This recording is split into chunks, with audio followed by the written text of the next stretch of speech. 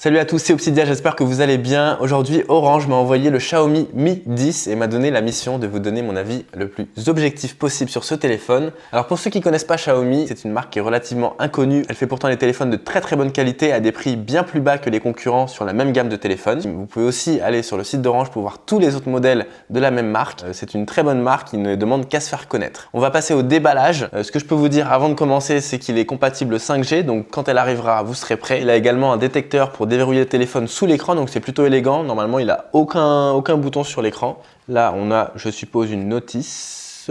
Pas seulement. Apparemment, on a...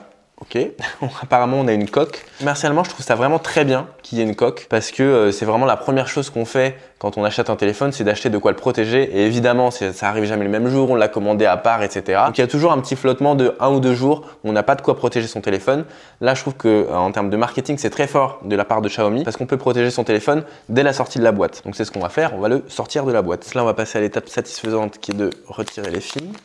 Alors, je vous avais promis un avis très objectif.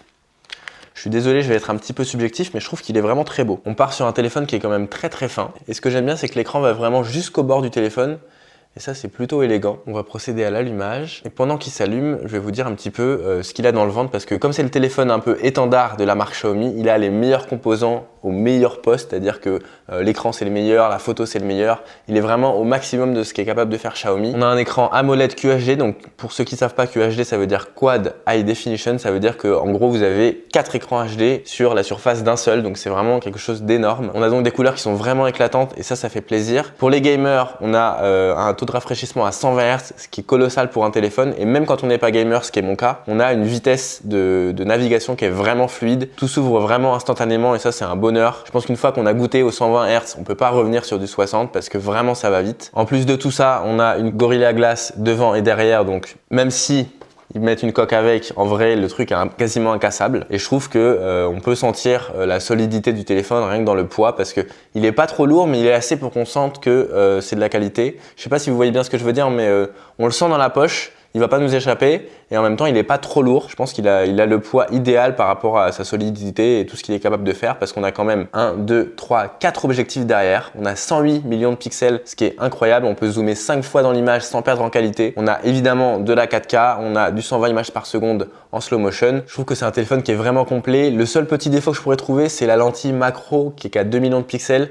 Mais je pense que les vrais amateurs de macro ne se contentent pas d'un téléphone pour faire de la photo macro, donc c'est pas un gros défaut. Et au vu de toutes les qualités qu'il a et des composants qu'il a, je pense qu'il s'en sort très bien en macro. C'est juste que pour les exigeants en photo macroscopique, je pense qu'on peut avoir une petite déception, mais encore une fois, c'est pas le cœur de sa fonction. Si on se parle de batterie, on est sur 4780 mAh, donc ça permet largement de tenir une journée. Il se recharge très vite parce qu'il se recharge sans fil et la charge à induction est vraiment très rapide sur ce téléphone. Donc je lui trouve pas de défaut majeur, à part comme je vous disais le petit objectif macro qui n'est même pas un défaut. Voilà, je pense que je vous ai tout dit sur le Xiaomi Mi 10. Il a énormément de qualité, j'ai pas pu tout vous dire, mais je vous laisse faire pause sur l'écran suivant pour voir toutes ses caractéristiques et être sûr qu'il est fait pour vous.